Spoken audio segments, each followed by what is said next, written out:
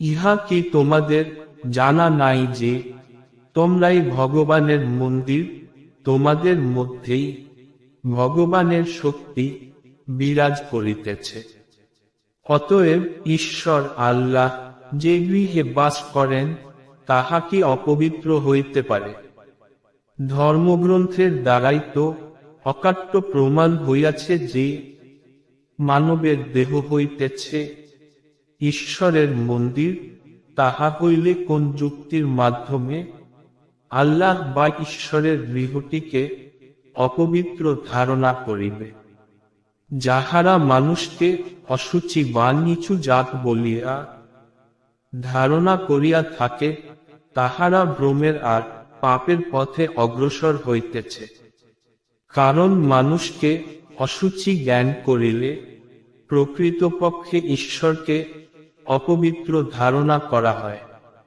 যদি মানব দেহ প্রকৃত ঈশ্বর কুটির হইয়া থাকে, তাহা হইলে মানুষের সহিত মানুষের ভেদাভেদ থাকিবে কেন?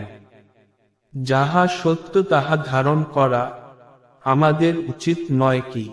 কেন উপনিষদের মধ্যে প্রমাণ যথা ইহচেদ অবেদিং অথ সত্য মস্তি নচেদ অবেদিং মহতি বিনষ্টি।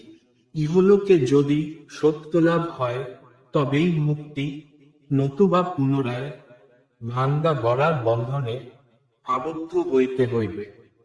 পবিত্র কোরআনের মধ্যেও প্রমাণ, অকুনু মা আস সাদিকিন, সত্যবাদীর সঙ্গ লাভ করিও, কারণ সত্যের দ্বারাই মুক্তি লাভ হইবে।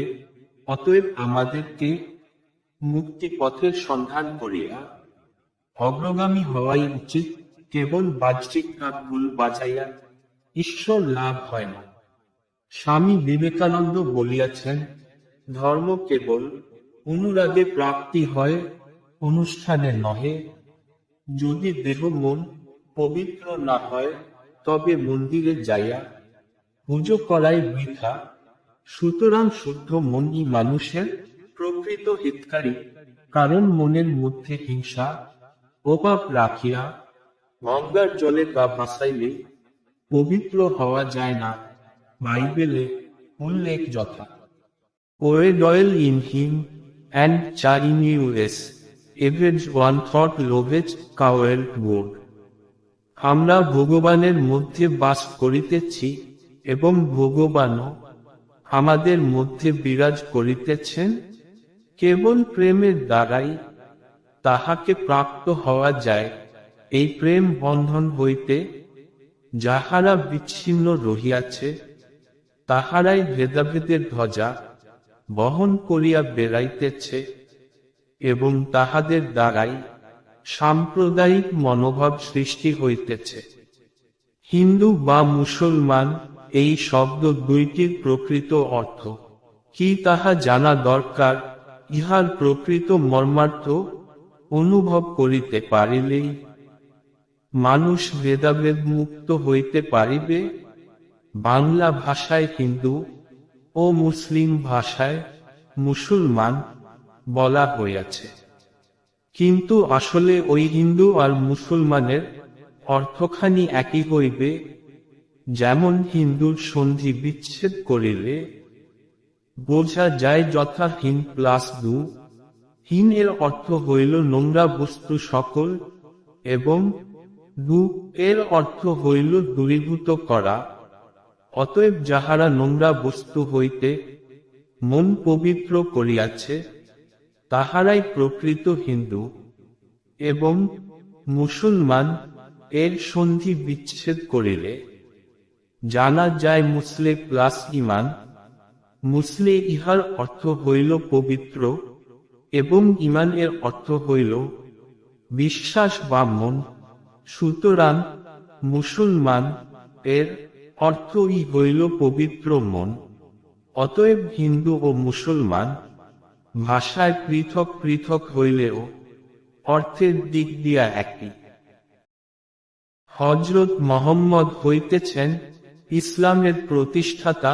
তিনি নানাভাবে নানা সমালোচনার মাধ্যমে মানুষে মানুষে সমা ও শান্তি নীতি স্থাপন করিয়াছেন।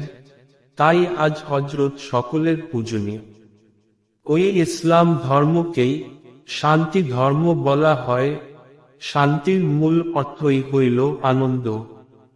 এই জন্যই তো শ্রী নরেন্দ্রনাথ দত্ত যখন শান্তি ও সত্যের পথ অতিক্রম করিতে করিতে শান্তিময় হইলেন, তখন শ্রী শ্রী রামকৃষ্ণ পরমহংস দেবের নিকট হইতে স্বামী বিবেকানন্দ আখ্যা লাভ করিলেন।